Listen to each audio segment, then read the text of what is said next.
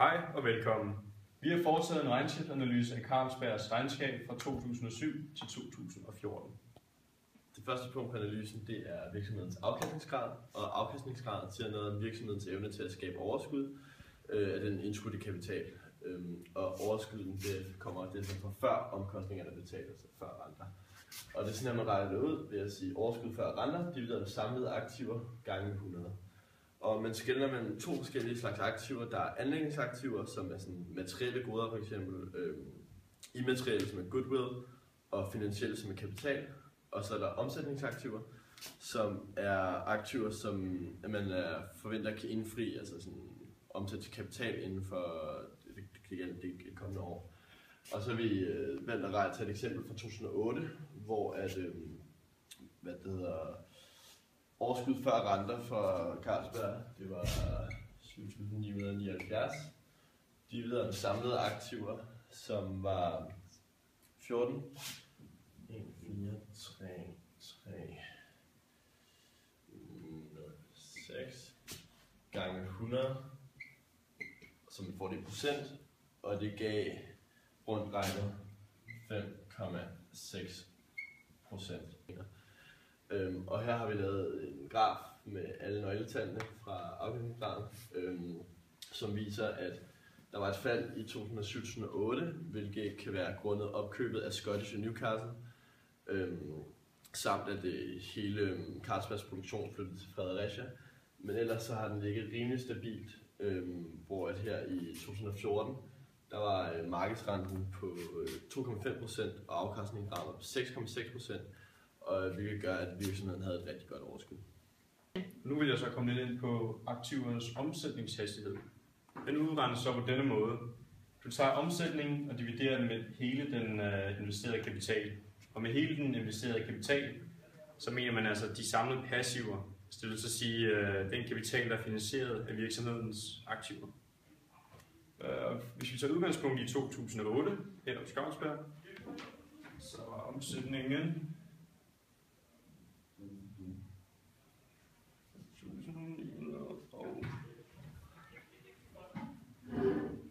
divideret med det hele den investerede kapital, som var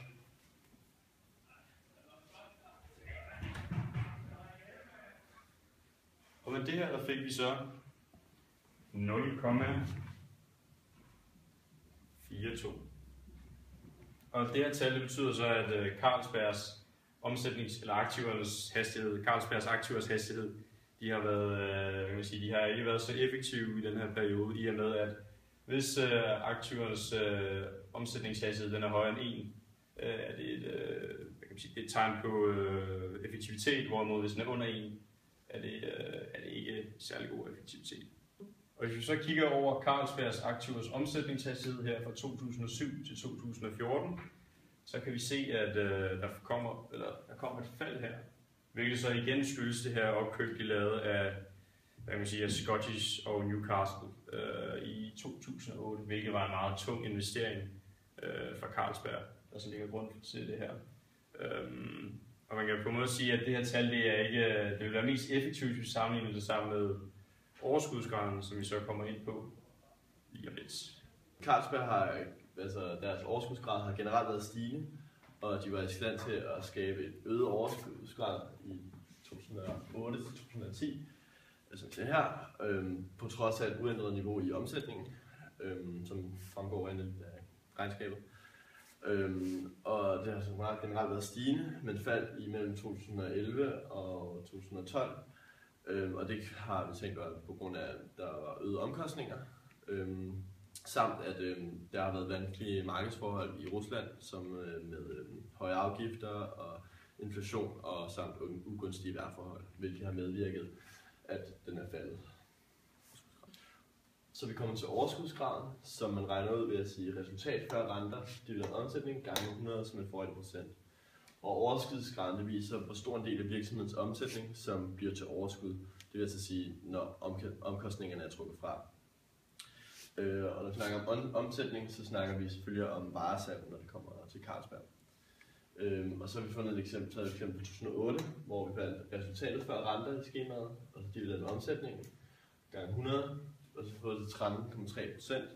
Og det vil altså sige, at Carlsberg havde et overskud i 2008 på 13,3%. Så er vi så nået til egenkapitalforrentningen, som så er et udtryk for, hvordan den indskudte kapital den så forrentes. Og ved at for at udregne det, så skal vi så have overskud efter renter, dividere det med egenkapital, og så gange det med 100 for at få det i procent. Som vi kan se her, så ud fra Carlsbergs årsregnskab, så er vi taget ind fra 2008, hvor et overskud efter renter så noget, så vi skrevet her, og egenkapitalen her, og så gange det med 100, igen for at få den i procent, og så var den enten så med at blive 4,74%. Hvis vi så kigger ud fra Carlsbergs egenkapitalforrentning, der fra 2007 til 2014, så kan vi altså se, at i 2008, så var der det her store fald, hvilket også skyldes det her opkøb, de lavede af Newcastle i 2008. Og man kan sige, at en af grundene til, at den blandt andet er faldet så lavt, eller faldet til så lavt værdi, det skyldes jo så blandt andet, at i og med, at de skulle opkøbe det her, så betalte de så 30 milliarder kroner i det her opkøb, men de blev så nødt til at låne de resterende 27 milliarder, hvilket kan være en grund til det her. Og samtidig så noget, der også kan have påvirket det her, det er, at deres aktier de er faldet i værdi på grund af de her problemer, de har haft. Blandt andet den internationale finanskrise, og så senere hen Ruslands de problemer, de har haft på det russiske marked. Så kan vi komme til dækningsgraden, som man regner ud med at sige dækningsbidrag, det er omsætning, gange 100. Og det vi dykker ned i skemaet og sagt, at det er fået tallene for, og det er kommet til 47,9%. Det vil altså sige, at Carlsberg de har mulighed for at dække 47,9% af de faste omkostninger med deres egen kapital. Og dækningsgraden den giver et udtryk for udvikling i faste omkostninger i forhold til omsætningen. Og så er det naturligvis jo højere dækningsgrad, jo bedre, det er fordi så har virksomheden så flere midler til at dække deres udgifter. Og vi ser, at den falder lidt i 2008 og i 2011, men man skal tænke på, at det er meget marginale tal, for altså, det er 48 her, eller på 50 her. Så det er ikke nogen store ændringer, men vi har tænkt på, at den kunne falde i 2008 på grund af opkøbningen af SNN, Scottish Newcastle, og i 2011 på grund af øget produktionsomkostninger. Ellers har vi så udregnet soliditetsgraden for Carlsberg. Soliditetsgraden er ligesom et udtryk for virksomhedens evne til at imødekomme tab. Det vil altså sige, at jo højere, eller det gælder egentlig at have en så høj procent som overhovedet muligt. Og lige for at sætte det i forhold til nutiden, så for eksempel så fra 1995 til 2005, hvilket er de nyeste tal, vi lige besidder, der var den gennemsnitlige soliditetsgrad ca. 40%.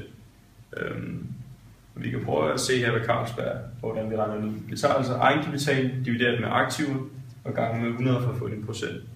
Det har vi så gjort her, og så fik vi så 42,4%. Og hvis vi så kigger på Carlsbergs soliditetsgrad fra 2007 til 2014, så kan vi altså se her, at der har været en større stigning i den her periode, hvor i 2007 var den på lige omkring 32%, og så er den så steget her til lige omkring 42%. Og endda fortsat hele vejen til 2010. Og den her stigning kan blandt andet skyldes det her opkøb, de lavede af Newcastle, i og med at de selvfølgelig har fået flere aktiver, og dermed har nemmere ved at kunne modstå tab. Og hvis vi så går videre her, så kan vi se, at der ligesom har været et fald, hvilket så kan være et udtryk for, kan vi sige, at de har, at deres evne til at klare tab, den er blevet værd, de måske også har lånt flere penge i de her perioder. Men hvis vi kigger ud på det her gennemsnitstal, som vi nævnte tidligere, så ligger de stadig meget fint Carlsberg, så når man siger, at det stadig er meget stabilt. Og den korte likviditetsgrad dækker over firmaets evne til at betale sin gæld af på kort sigt. Man finder den med at tage de mest likvide aktiver divideret med kortfristet gæld gange 100, hvor de mest likvide aktiver dækker over omsætningsaktiver minus varebeholdninger.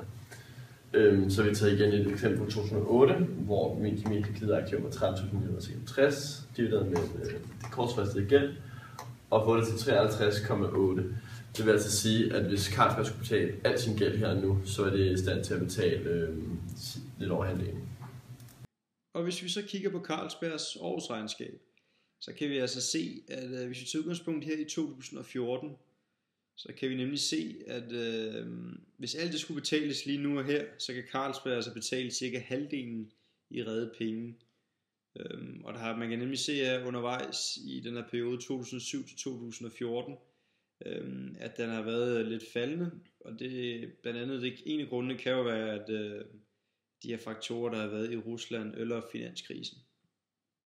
Nu vil vi så koncentrere os lidt om den lange likviditetsgrad. Det er ligesom et udtryk for evnen til at betale sin kortfristede gæld på længere sigt. Og nu udregnes så på den her måde. Du tager omsætningsaktiverne, dividerer med den kortfristede gæld og gange med 100 for at få 9%. Det gjorde vi så med Carlsberg ud fra deres regnskab 2008, som vi så har gjort her, og der fik vi så tallet 74,2%. Og hvis vi så kigger på Carlsbergs lange likviditetsgrad 2014, var den altså 70%. Det vil sige, at de har 70% sikkerhed på at kunne betale deres kortsigtede gæld tilbage, hvis man ser på det langsigtede. Altså, at om nogle år, så vil Carlsberg have 70% sikkerhed for at kunne betale deres gæld på det gældende tidspunkt.